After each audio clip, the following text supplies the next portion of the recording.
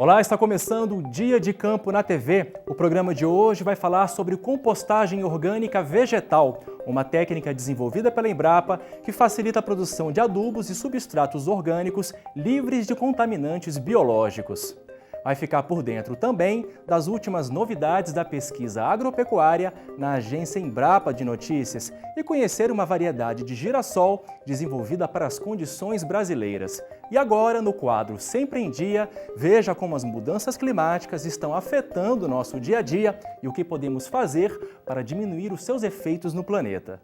A mudança climática, ela causa muito desconforto, fora as coisas assim que não está visível aos nossos olhos, mas que está acontecendo. Afeta a qualidade de vida, né, de todo mundo. Eu acho que mais na saúde, né? Eu acho que em tudo, porque o clima é muito importante. Tudo que respira e tudo que vive sofre com essa mudança, né? A gente pode perder alimentos que estão sendo plantados pelos agricultores. Logo, isso vai refletir no preço, né? A fome aumenta, né? É uma série de problemas que traz, né? Porque acaba mudando todo o processo de fabricação dos alimentos. Acho que pode mexer um pouquinho também na economia, né? E na inflação também, né? Que o clima está mudando já deu para todo mundo perceber. Mas o que vai acontecer daqui a 10 ou 20 anos e por que o mundo se uniu para enfrentar o aquecimento global?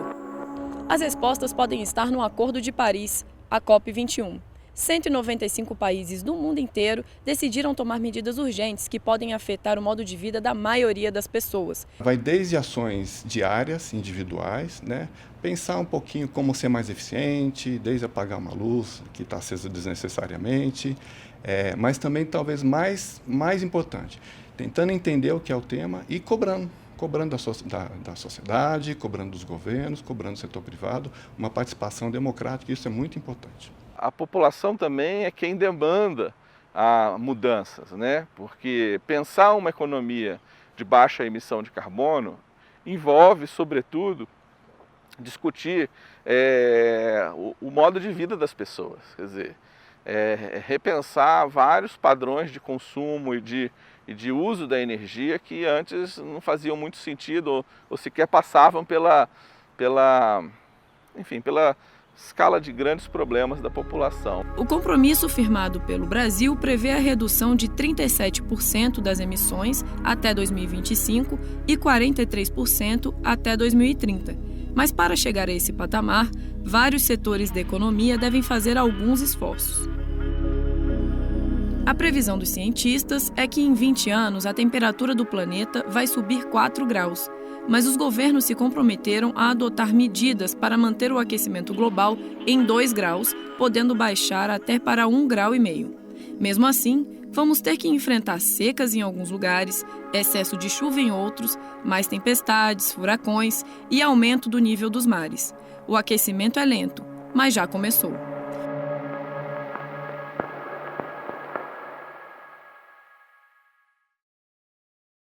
O crescimento da demanda pelo milho doce atualmente é uma realidade no Brasil. As indústrias de conservas alimentícias e o mercado consumidor têm procurado cada vez mais um produto de qualidade. No quadro Minuto do Livro, você vai conhecer uma publicação sobre o assunto destinada a contribuir com a cadeia produtiva da espécie, garantindo produtividade e valor econômico. Confira.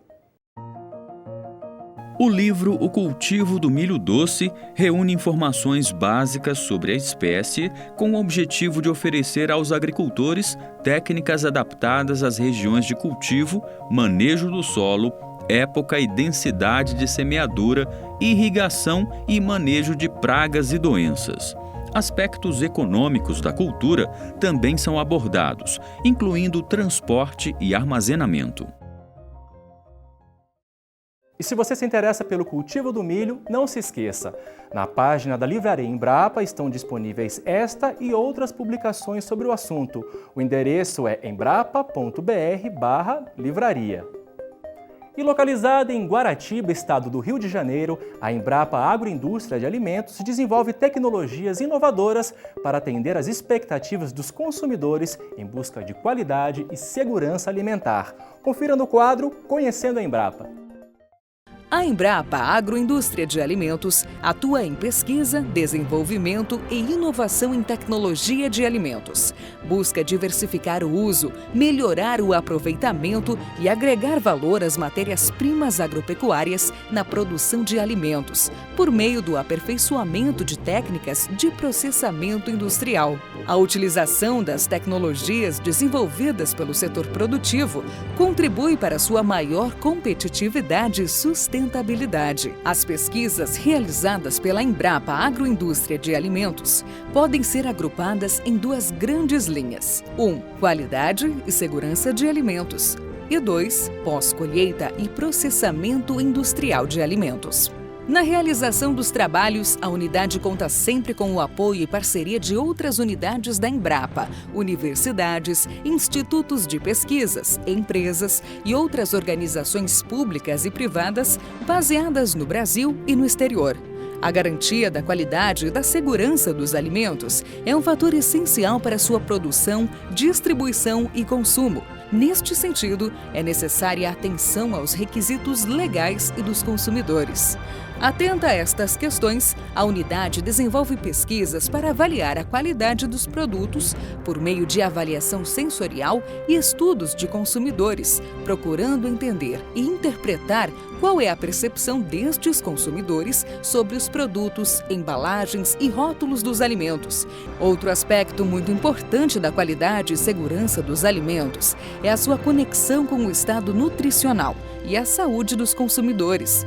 Os trabalhos voltados para a nutrição e saúde são focados no desenvolvimento de alimentos que garantam as necessidades nutricionais da população para uma vida saudável. Neste sentido, a unidade coordena e desenvolve pesquisas em biofortificação de matérias-primas vegetais, atendendo à demanda de micronutrientes essenciais para o desenvolvimento físico e mental do ser humano. Também integram essa linha de pesquisa os estudos com alimentos funcionais, aqueles que ajudam a prevenir doenças e contribuem para manter o organismo saudável.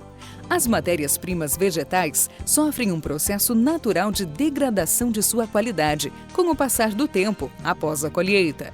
As tecnologias de pós-colheita permitem retardar este processo, levando ao prolongamento de vida útil dos produtos e reduzindo as perdas durante sua distribuição e consumo. Nas pesquisas de processamento industrial, diferentes matérias-primas de origem vegetal e animal são estudadas para avaliação do seu potencial de aproveitamento e agregação de valor na obtenção de alimentos processados. A Embrapa Agroindústria de Alimentos produz e oferece informações, conhecimentos e técnicas para que micro e pequenas empresas de alimentos, urbanas e rurais, produzam com qualidade e segurança. Colabora também com empresas de médio e grande porte na adequação de suas linhas de produção, matérias-primas e produtos aos padrões de qualidade e segurança de alimentos vigentes nos mercados nacional e internacional. Os serviços de consultoria oferecidos envolvem a realização de diagnósticos, levantamento de necessidades, identificação de soluções integradas e alternativas de agregação de valor para empresas de alimentos de qualquer porte. Os empreendedores agroindustriais contam com esta unidade da Embrapa para desenvolver produtos alimentícios inovadores, melhorar processos produtivos e solucionar problemas tecnológicos em suas linhas de produção. A interação com a sociedade é exercida por meio de atividades de divulgação de ciência e tecnologia para públicos diversos, com destaque para crianças e jovens.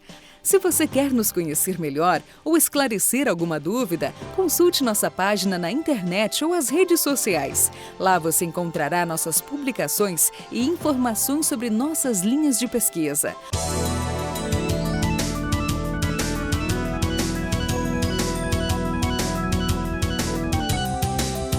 Embrapa Agroindústria de Alimentos.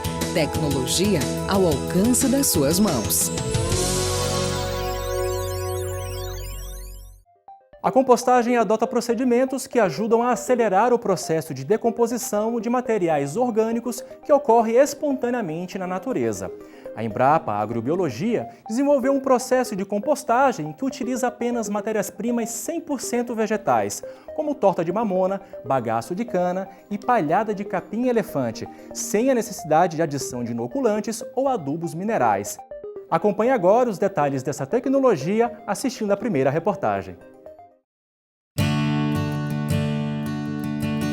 Como um grande gerador de produtos agrícolas, o Brasil também produz uma imensa quantidade de resíduos na atividade agroindustrial.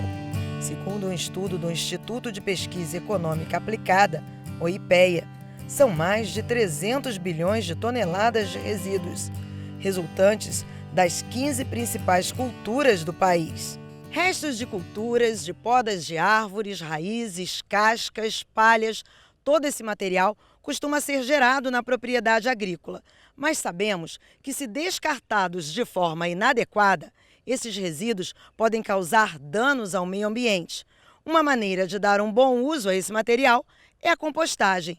A Embrapa Agrobiologia desenvolveu uma técnica de compostagem que utiliza apenas materiais de origem vegetal, e a prática pode ser feita tanto no campo como em áreas urbanas. O pesquisador Marco Antônio Leal, que desenvolveu o produto, afirma que a compostagem 100% vegetal permite a obtenção de um adubo orgânico de excelente qualidade e que pode contribuir para a autossuficiência do produtor agrícola. A ideia de fazer o composto 100% vegetal foi para tentar suprir uma grande demanda por fertilizantes orgânicos para a produção agrícola, principalmente a produção de hortaliças. Os materiais tradicionalmente utilizados, como o esterco bovino e a cama de aviário, estão cada vez mais difíceis de encontrar, com um custo elevado, e além disso são materiais que podem apresentar contaminação química e biológica. A vantagem de se utilizar materiais de origem vegetal é poder aproveitar resíduos e subprodutos localmente disponíveis, e também devido à sua reduzida carga de contaminação biológica, o que facilita muito o processo de compostagem, pois com menos contaminação biológica não é necessário ter um grande aquecimento da pilha de composto, e também o número de revolvimentos é muito reduzido. Nós conseguimos fazer composto de excelente qualidade sem qualquer revolvimento, apenas a mistura inicial do material. A compostagem 100% vegetal permite a obtenção de adubos orgânicos e de materiais de substrato ricos em nutrientes, umificados e de excelente qualidade para sua utilização na produção agrícola.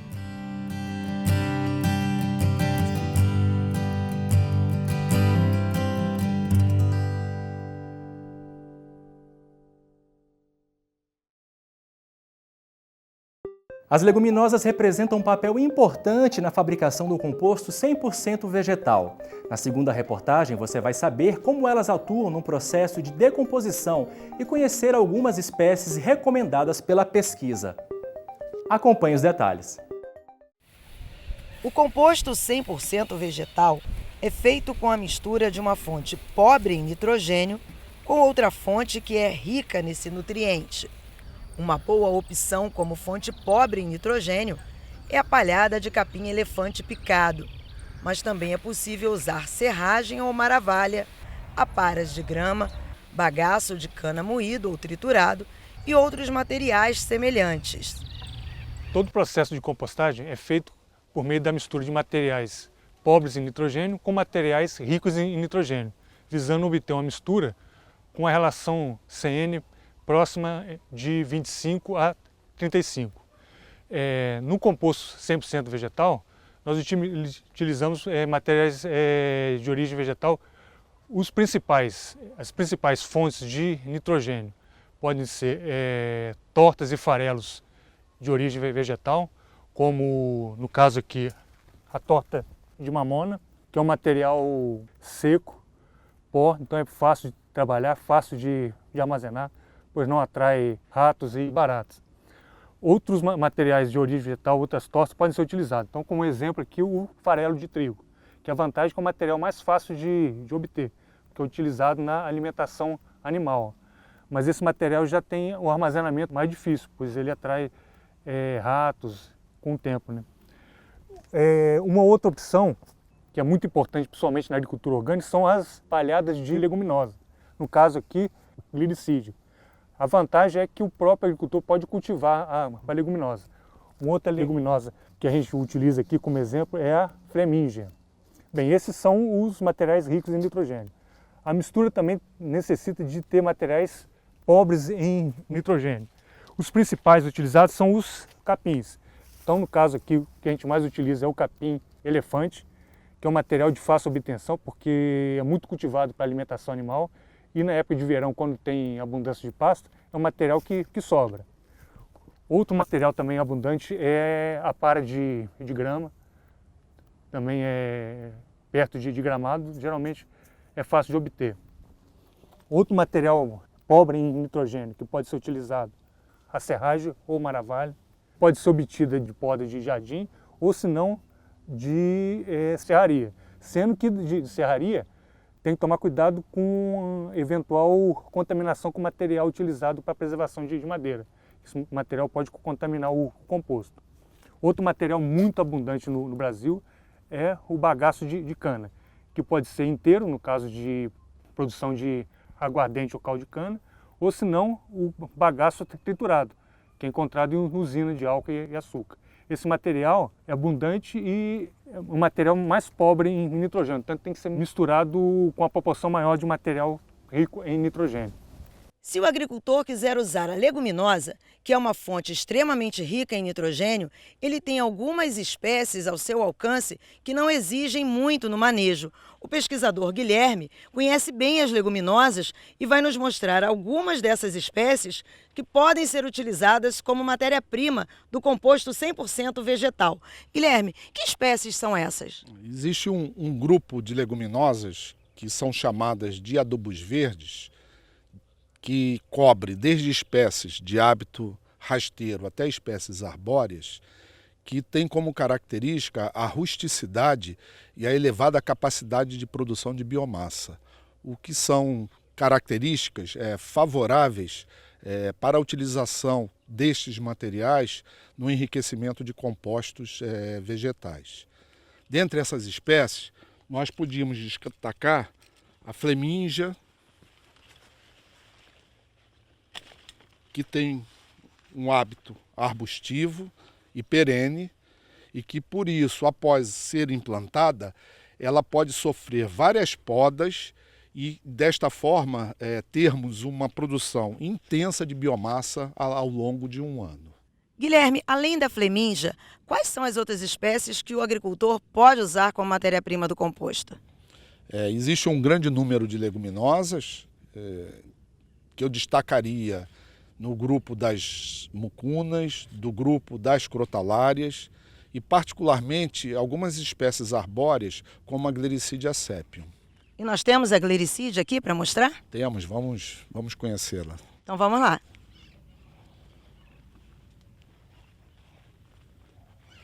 Essa é a Gliricidia, que eu havia comentado com você. É uma espécie arbórea, perene, e com um altíssimo potencial de produção de biomassa e de acumulação de nitrogênio. A matéria-prima dela, os resíduos dela, são especialmente interessantes para a utilização para a produção do composto de origem vegetal. Guilherme, vocês utilizam a Gliricidia aqui de outras formas? Utilizamos. Ela é uma espécie forrageira e nós fornecemos ela para o gado leiteiro, e também empregamos ela como coberturas mortas em canteiros de hortaliças. E nós temos aqui para mostrar? Temos, vamos até lá.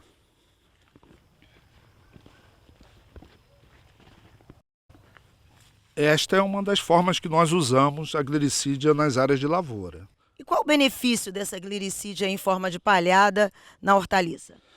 Protege o solo, auxilia no controle de ervas espontâneas, na manutenção de umidade e principalmente fertiliza o solo. Então pode-se dizer que ela também gera uma economia para o agricultor. Gera uma economia expressiva para o agricultor. E essa é uma das principais características das espécies utilizadas como adubos verdes.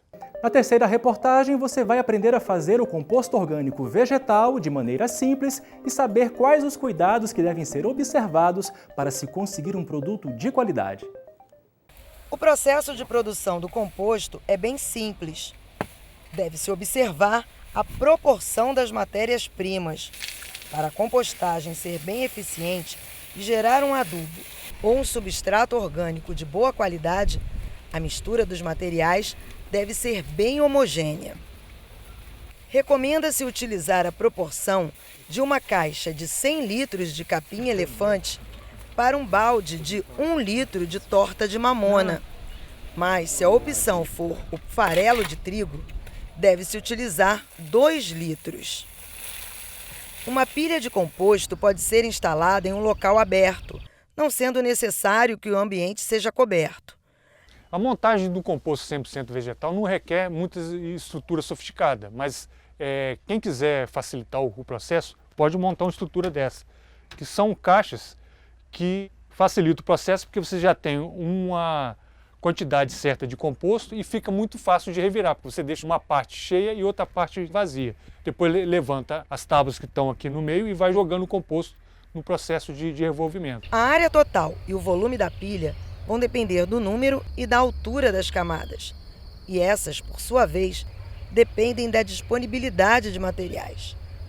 A montagem do composto 100% vegetal tem que ser feita em local que tenha um ponto de água. E no caso de se utilizar o composto para substrato de mudas, é importante que seja em local impermeável, porque o solo não pode entrar em contato com o composto, porque o solo pode levar patógeno que pode prejudicar as mudas. O processo de montagem é muito simples. Nós fazemos em camadas para poder facilitar a mistura dos materiais e também para poder dimensionar a quantidade dos materiais que serão utilizados. Então, no caso, nós fizemos em 3 camadas.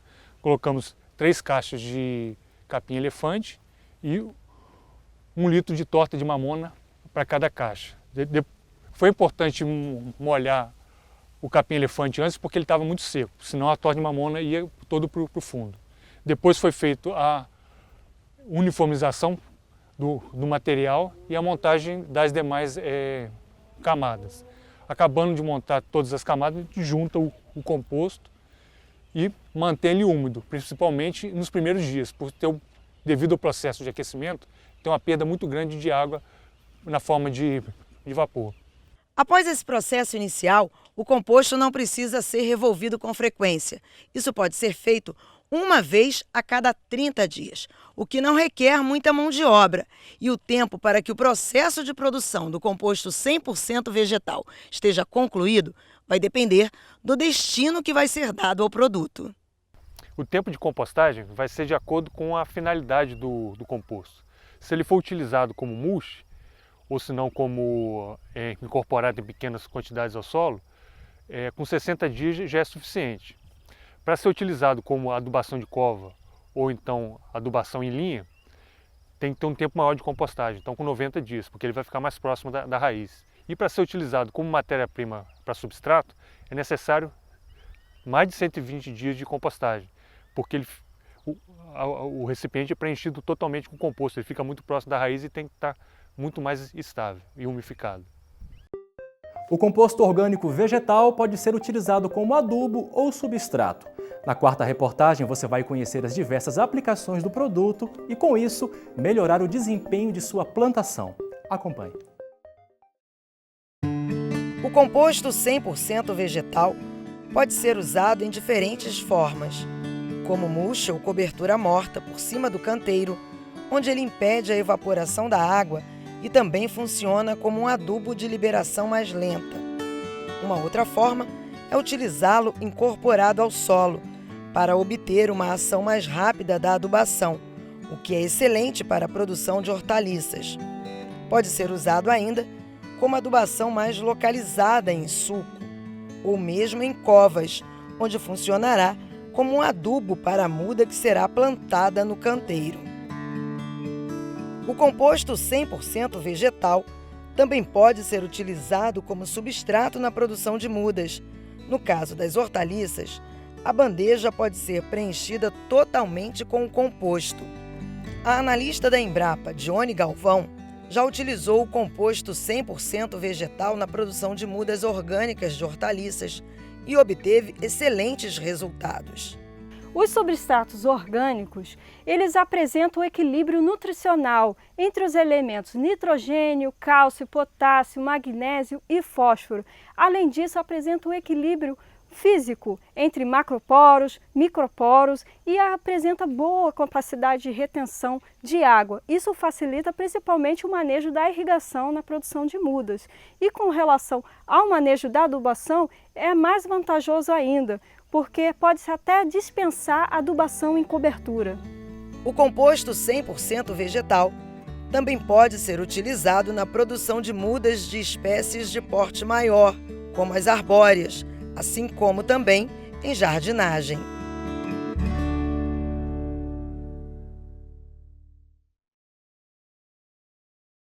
Gostou do assunto de hoje? Quer saber mais? Então entre em contato com a Embrapa Agrobiologia em Seropédica, Rio de Janeiro. O telefone é código de área 21 3441 1500 e pela internet no embrapa.br/agrobiologia. E confira na agência Embrapa de Notícias as novidades da pesquisa agropecuária feita pela Embrapa e parceiros.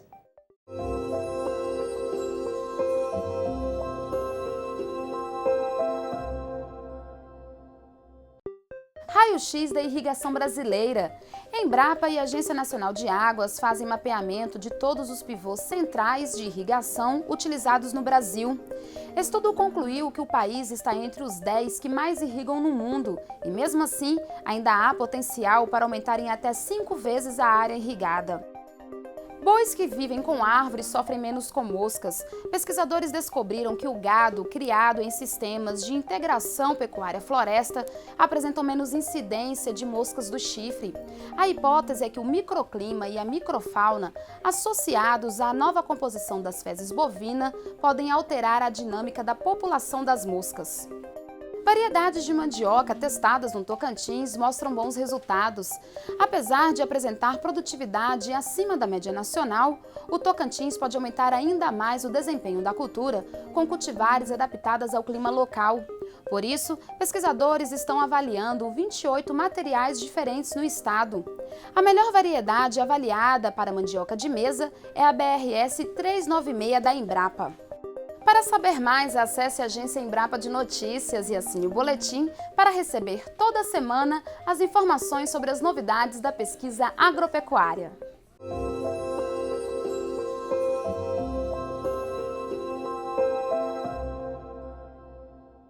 Aplicativo desenvolvido pela Embrapa Suínos e Aves ajuda produtores e assistência técnica a calcular o custo de produção e a obter relatórios úteis para a gestão da granja. Acompanhe.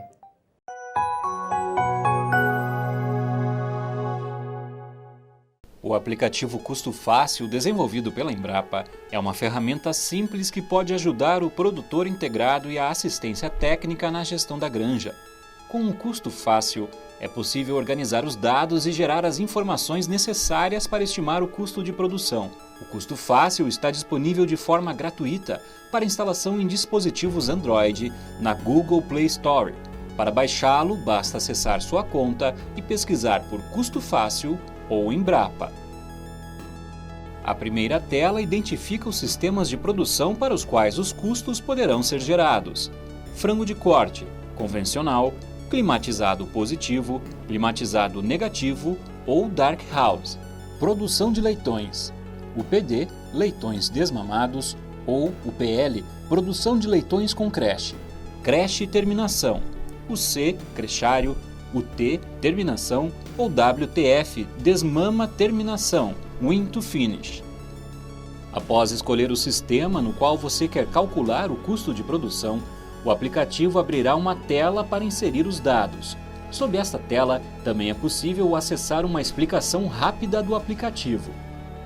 Ao abrir a tela inicial de inserção dos dados, serão mostrados 4 ícones para serem preenchidos: alojamento, desempenho, investimento realizado, despesas e receitas.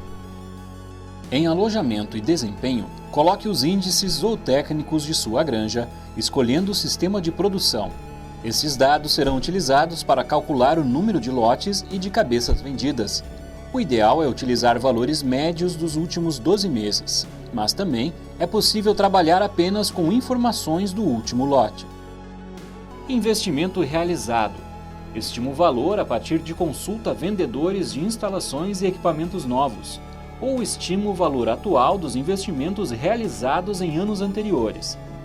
O valor do terreno deve considerar apenas a área ocupada pelas instalações, geralmente a área cercada, e pelo sistema de tratamento de dejetos.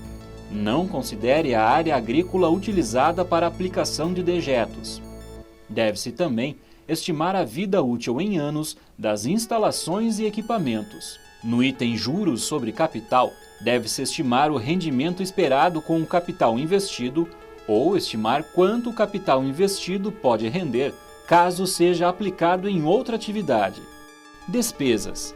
Aqui são inseridas as despesas do produtor, bem como uma estimativa do custo da mão de obra familiar. Esta parte do aplicativo é um livro caixa simplificado, no qual o produtor pode lançar suas despesas. É importante prestar atenção à unidade de medida, reais por matriz por ano, reais por cabeça, reais por lote, reais por mês ou reais por ano. Todos os itens de despesa devem ser lançados. O custo de oportunidade da mão de obra familiar deve ser estimado a partir do número de horas trabalhadas na produção e na gestão da atividade e o valor médio da mão de obra no mercado de trabalho da região. Em outras palavras, deve-se perguntar quanto a mão de obra familiar receberia pelo tempo dedicado à atividade caso fosse contratada em outra granja para exercer as mesmas atividades. Em receitas, são inseridas as receitas com a venda dos animais e dos dejetos, composto orgânico ou cama de aviário. Ao clicar no ícone Resultado apurado, será gerado um relatório com o resultado do custo e da receita obtida, calculados em reais por cabeça, reais por lote e reais por ano, bem como uma análise do resultado. Também são gerados outros 2 relatórios, um com os dados utilizados para os cálculos na aba Dados e outro, um gráfico, com a composição dos custos operacionais, que permite avaliar os itens que mais impactaram no custo de produção e na análise dos resultados. Essas 3 telas com o resultado dos custos, os dados utilizados e o gráfico com a composição dos custos podem ser salvas ou compartilhadas clicando no ícone específico. Os cálculos do custo fácil seguem a metodologia utilizada pela Embrapa e pelos principais países produtores para se estimar o custo total. Para melhor usar o aplicativo, a dica é guardar boletos, notas fiscais, cupons, extratos de conta corrente e relatório de lotes. Uma cartilha com as instruções de preenchimento que você acabou de ver neste vídeo está disponível no portal da Embrapa na internet, no endereço www.embrapa.br/suínos-e-aves, na Central de Inteligência de Aves e Suínos, CIAS. Em caso de dúvidas ou sugestões, entre em contato com o Serviço de Atendimento ao Cidadão da Embrapa, no endereço www.embrapa.br/fale-conosco/saque.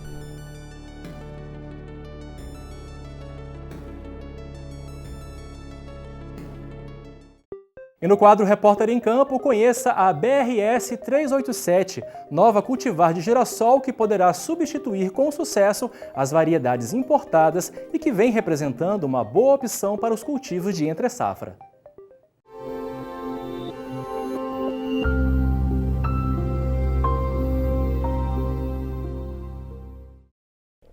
Além do milho, o girassol é uma das opções para a safrinha no Cerrado. Só que os produtores precisam contar com cultivares importadas. Esta realidade começa a mudar, pois a Embrapa desenvolveu as primeiras variedades de girassol nacionais. Sobre este assunto, eu vou conversar com o pesquisador da Embrapa, Renato Amabile. Renato, o girassol está adaptado ao sistema de produção no Cerrado? não só do Cerrado, como do Brasil inteiro. O girassol é pesquisado e pode ser plantado desde baixas latitudes, desde o Piauí, passando por Sergipe, chegando na Bahia, Mato Grosso, Goiás, onde que Goiás hoje produz cerca de 16 mil hectares com a cultura do girassol, indo até o Rio Grande do Sul. É uma cultura que apresenta-se resistente à seca, é uma cultura que também apresenta uma resistência ao frio e ela pode ser adaptada em função dessas características dela para a safrinha no Cerrado. E quais as variedades da Embrapa que estão disponíveis para os produtores?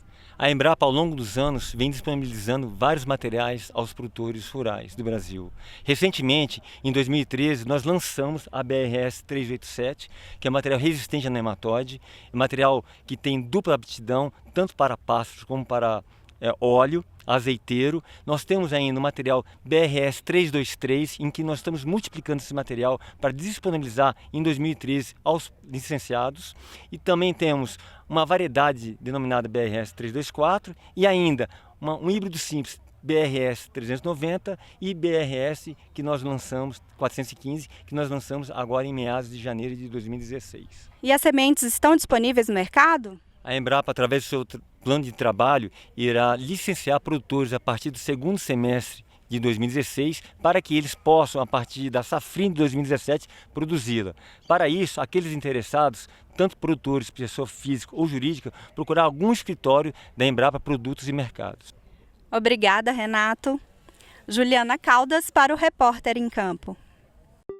E acompanhe agora a história de Ana Meika Evangelista, pesquisadora da Embrapa Roraima, que ainda no ensino fundamental despertou para a ciência. Confira agora no quadro Quem Quer Ser Cientista.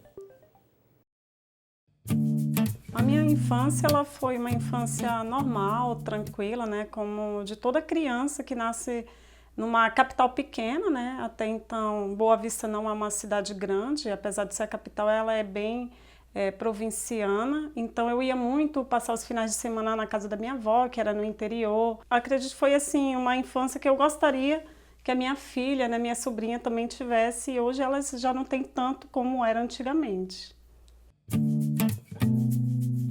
O interesse pela pesquisa, a princípio, começou quando eu ainda fazia um ensino fundamental, né, que eu estudava numa escola pública e sempre tinha feiras de ciências, né, anualmente na escola, e aquilo me despertava muito interesse. Foi quando eu descobri a Embrapa, né, lendo uma revista, e eu vi uma pesquisa muito importante, né, que a Embrapa estava desenvolvendo, e aí foi quando eu conversei com a minha professora de biologia na época e perguntei a ela, né, se ela teria interesse da gente fazer visita na Embrapa, para que eu pudesse, então, procurar algum pesquisador que pudesse nos auxiliar a desenvolver um trabalho de pesquisa, né? Então, nós fizemos um trabalho com fixação biológica de nitrogênio, né, FBN, e então esse trabalho ele foi selecionado como melhor na época da escola e nós passamos a apresentar na feira estadual.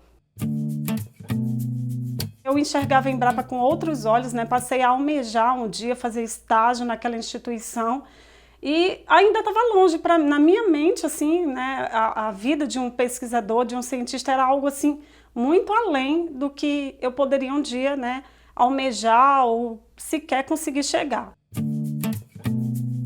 Resolvi fazer faculdade de agronomia, passei no vestibular, fiz na Universidade Federal de Roraima, eu sou do estado de Roraima, né? E foi então que no segundo ano de faculdade eu já resolvi procurar a Embrapa novamente para tentar fazer iniciação científica. Foi quando eu comecei, né, a ter um contato maior com a empresa. Fiz o mestrado e quando eu estava fazendo o doutorado surgiu então a vontade de retornar para a minha cidade natal e desenvolver uma pesquisa mais voltada para a minha região, já que eu estava deslocada, estava no Sudeste, né? Então, foi quando eu conversei com o meu orientador, procurei pesquisadores da Embrapa novamente, fiz a proposta, né, elaboramos um projeto e ele foi aprovado pelo CNPq do Universal e foi então que eu tive esse privilégio de retornar à minha cidade e desenvolver a pesquisa in loco. Hoje eu me sinto extremamente realizada por estar no meu estado, contribuindo com a cultura, com os produtores, então acho que não tem nada que realmente me deixe mais feliz que isso, né? Me casei, tenho uma filha, e às vezes meu marido fala assim, nossa, Ana, você trabalha tanto e vai para o interior e se preocupa com o produtor. Às vezes eu deixo um pouquinho de ficar com a minha filha para estar podendo elaborar um projeto novo, estar sempre me dedicando a mais. E às vezes eu me sinto até um pouco culpada, mas aí eu vejo que de alguma forma eu estou colaborando com o produtor, estou colaborando com a agricultura da região. E tenho tentado, de alguma forma, né, equilibrar esses dois lados, né, que hoje eu tenho duas paixões, a minha família e o meu trabalho. Atualmente eu desenvolvo pesquisa com manejo, né, e controle de doenças, principalmente nos últimos 4 anos eu venho desenvolvendo pesquisa relacionada ao manejo da cultura do cupuaçuzeiro, visando o controle da vassoura de bruxa, né? E além desses trabalhos de pesquisas, né, a gente também trabalha com outras culturas, como tomate, como mandioca, como amendoim, gergelim. Se eu conseguir, de alguma forma, melhorar a qualidade de vida de produtores, eu acredito que a minha filha vai poder ter muito orgulho, né, de dizer que a mãe dela, como pesquisadora da Embrapa, contribuiu para a melhoria da qualidade de vida de produtores do estado de Roraima.